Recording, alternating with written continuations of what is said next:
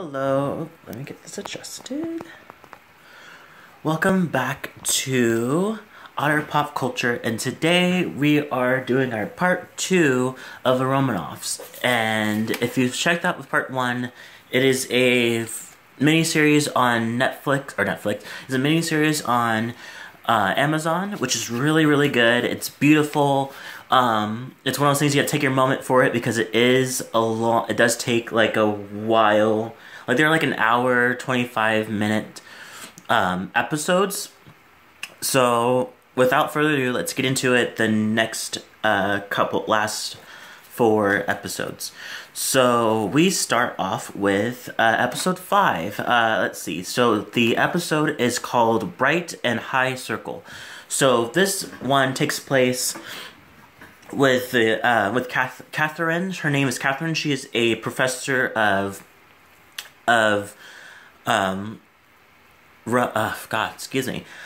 Russian literature, and she's also a Romanoff descendant herself. So she has that, and then she has a piano teacher whose name is David, and he has taught all 3 of her sons. So he's really good, and then she kind of recommended him to like the neighborhood wives, like kids as like sons as well and daughters. And so they all in the community like all adore him and everything. And there's like, and he's also gay, so keep that in mind. So everything's going well, and she's having a good time. She's like just adores him, and so. But then a investigator comes through, and this investigator's like, we want to ask you questions about Dave. There's been accusations that he's been doing some inappropriate behaviors. Don't really know, like, we can't tell you exactly what it is because he's still being investigated. Did you hear anything? Do you know anything?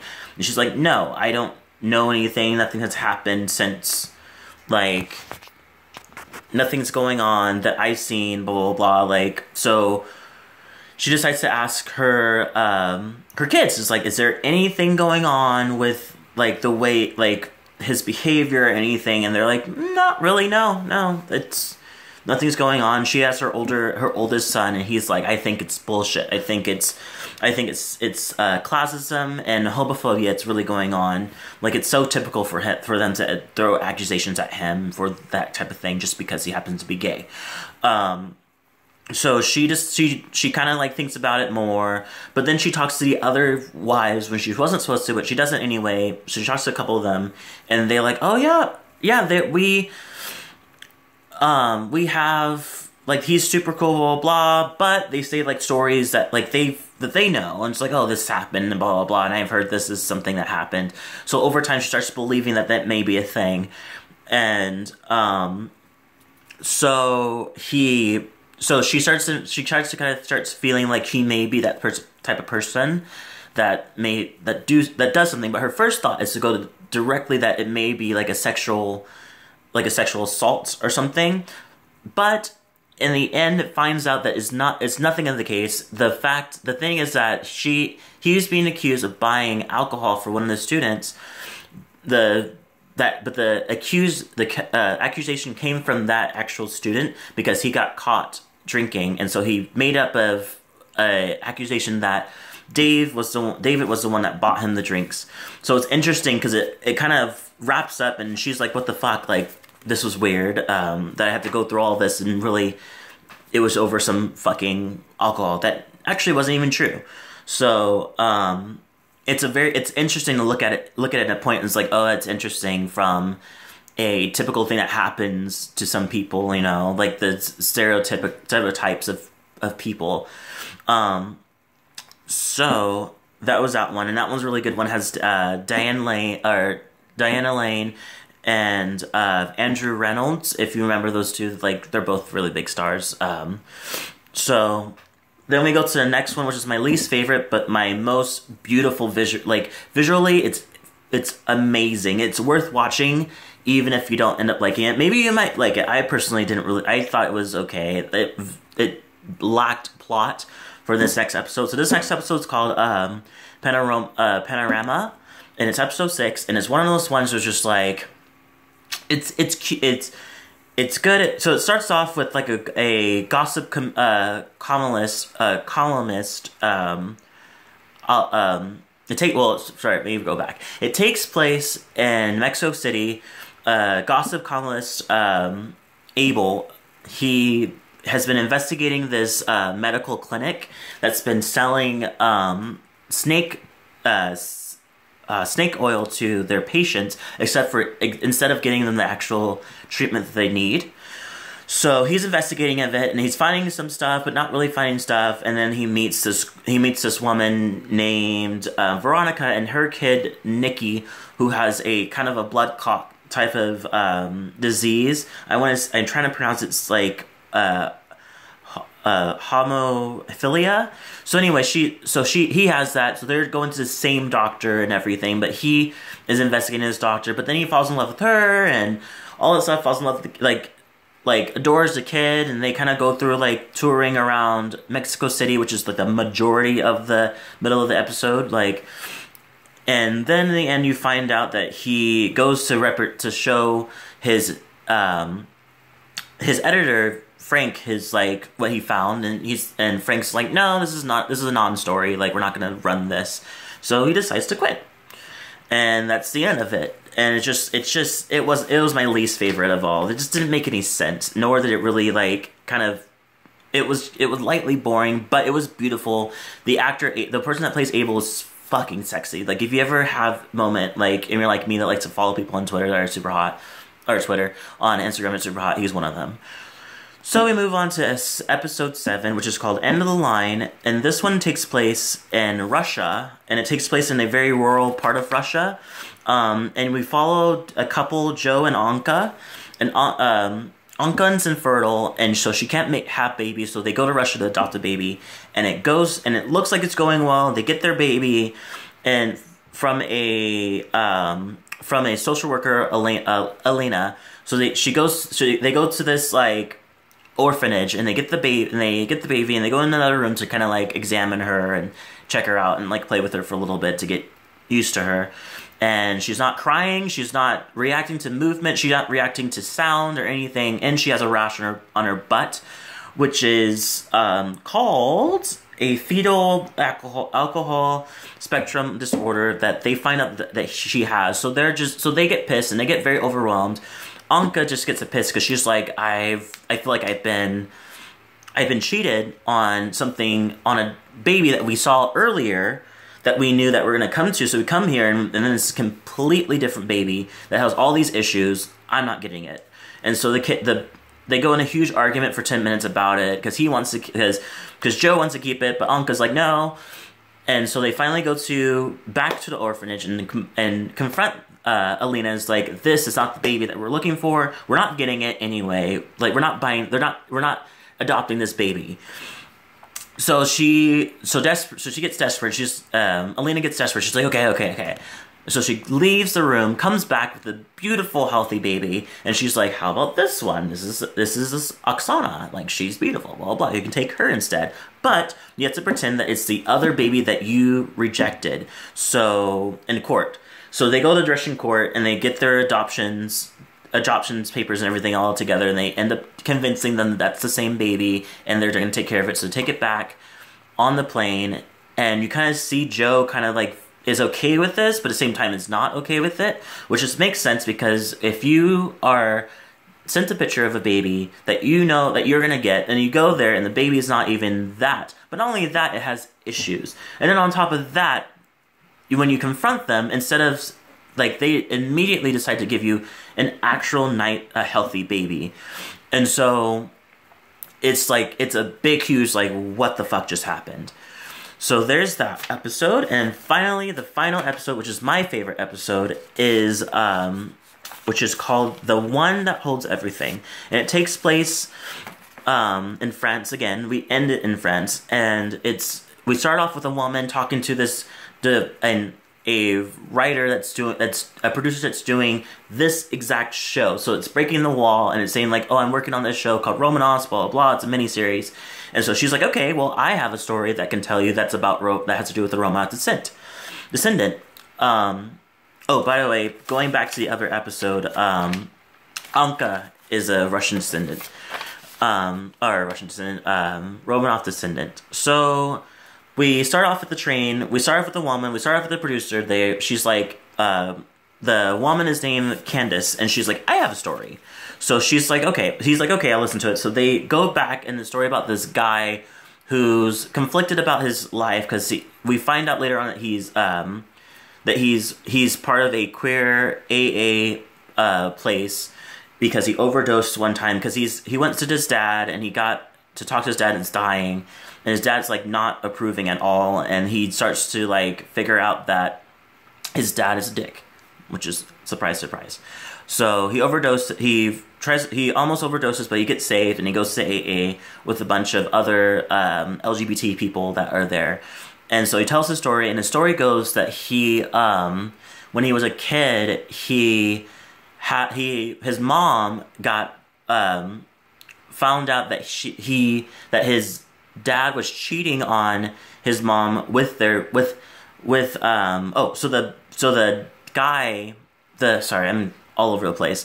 So the guy that Candace is talking about, the Romanoff descendant, his name is Simon. So Simon's at the AA talking about his life, and so he goes back, and we go further back in time, back when Simon was a kid, and his mom finds out that that Simon's dad's cheating on her with Simon's babysitter, who's this Irish woman. She's like, I think she's in like 2021.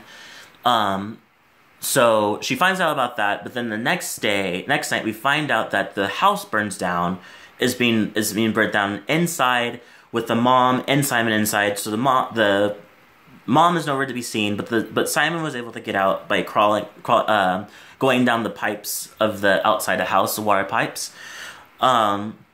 So he gets out, and they try to put out the fire. They can't find the mom, and so it's kind of a little too late. So the mom dies, but at the same time, when you see he's there watching the house burn with a group of the neighborhoods as the firemen are trying to put out the fire, you see the babysitter sitting there like looking very suspicious. So we're like, I think she did it.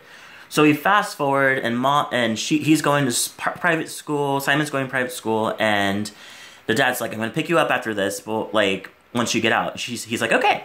So he goes to private school, gets out, and there's the babysitter, and she's there. She's like, oh, how'd it go? Blah blah blah. He's like, I'm thinking of living with you, like staying with you guys, take care of you. Is that okay? And he kind of gets it. He's like, so you're taking over.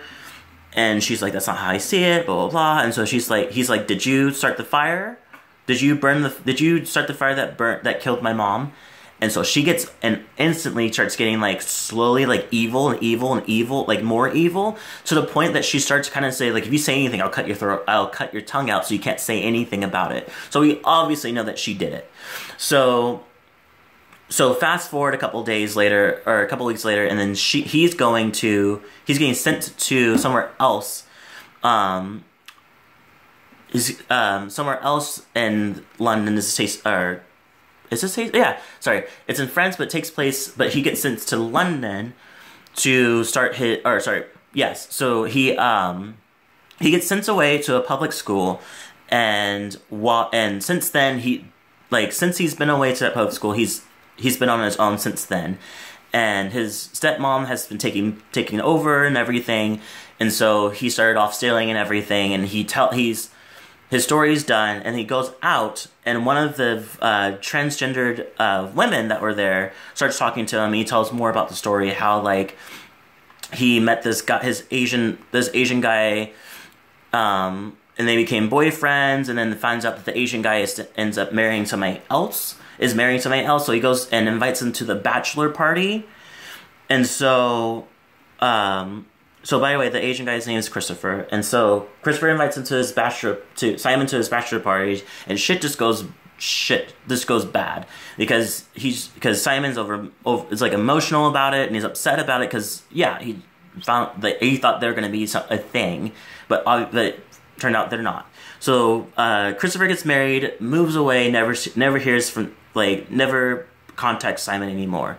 So it's another strike. So several strikes that Simon is just like on the verge of breaking. So we fast forward, and then the transgendered woman kind of like lifts him up, say like, we have a story as trans women, we have a story to tell, and we're brave, we're not victims, blah blah blah. So it's so great, and it's, the whole speech, like, you have to listen to the speech. It's much more inspirational than I'm giving it credit for. So we fast forward, and then we find Simon has transitioned to a transgendered woman, and going off the name by Candace. So everything is coming to full circle. So then he goes back to he goes over to visit his mom, his stepmom, dressed as Candace. Because he's Candace now, and she's never seen him outside of it, so she's like, oh, that's interesting. And he's like, well, I'm here to collect my mom's earrings. They're heirloom from the Romanoffs. And she's like, everything belongs to me now, so I'm not giving it to you. And they're not even here anyway. They're in Belgium in some safe. So she's being a complete asshole, of course. And so then we finally get, and then she introduced him to her biological son, who's the same age as Simon by this time. They're both like maybe in their mid-20s now. And then we finally get back to the train, and so we realize that the brother looked exactly like the guy that we see that was the producer. So then he realizes, like, Simon? And she's like, hello. So next thing you know, Simon they've been drinking on the train as she's telling the story. So it finds out that Candace has put poison inside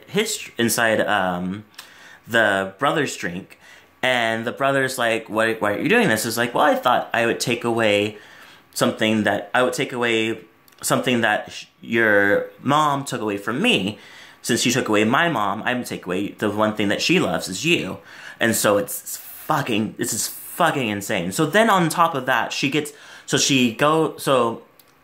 dies on the train, and very silently, so nothing's happening. So she gets up, gets her little scarf, and just starts strutting out the train, and walks off on the platform, and starts walking on the platform and just walking off.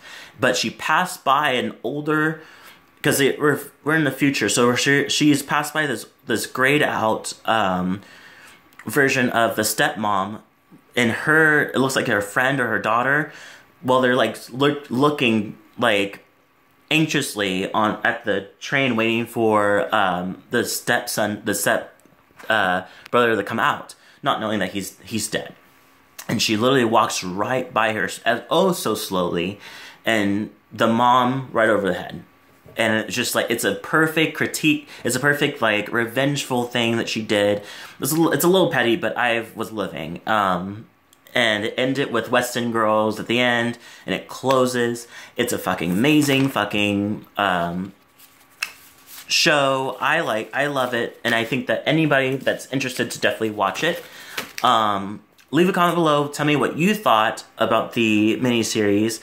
And that's the end of the miniseries. I hope there's a second season, because I'm interested to see what's going on. Even if they do it like a different group, it would be so cool. So that's it. So leave a comment below. Tell me what you thought about it. If there's any movies that you want me to get into, or shows that you want me to get into, let me know, and I'll visit it and do a perfect little review for you, and let you know what I thought about it and everything. So until then, I'll see you in the next video.